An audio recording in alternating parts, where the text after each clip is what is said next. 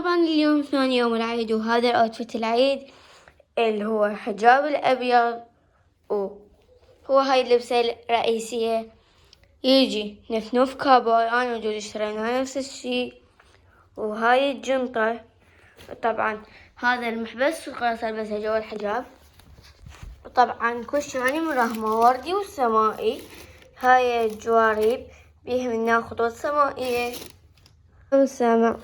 وهذا الحذاء باو هيجي يجي منه، هاي هيجي يعني كلش عجبني. طرينا من نسيم طالعين نشوف مطعم طيب ابونا يودينا عليه.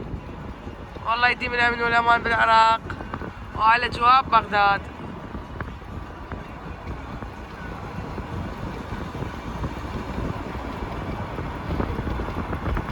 لا تنسون اللايك والاشتراك، تابعونا يرجيكم اشعار كل ما ننشر فيديو جديد.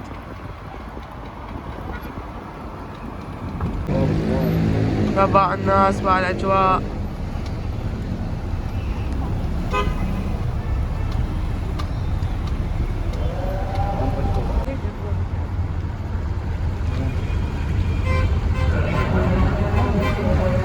طبعا نسيت اصور لكم، جونا بيت عمي وراها، احنا وبيت عمي رحنا لبيت عمي الثاني، وهسه رجعنا من بيت عمي وجينا للمطعم. خلينا نشوف راح نوصل برجر. هسه بابا راح يطلب. ما شاء الله الشوارع مليانة ناس، والناس طالعة، والله يديم الأمان على العراق.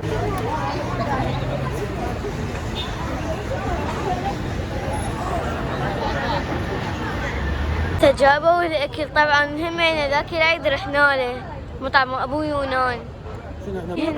هن اللفات. شو هذا فينجر. جينا بيت خالي رهف وحمودي.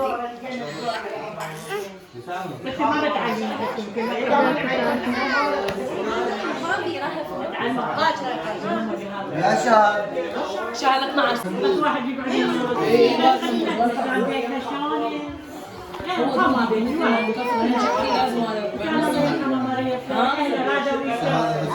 رجعنا من المطعم وجينا بيت خالي.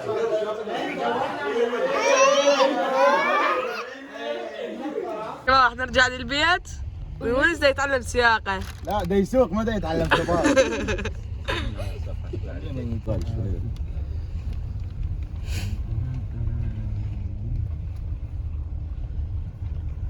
هذا الشارع وقت امشي كلها قصات.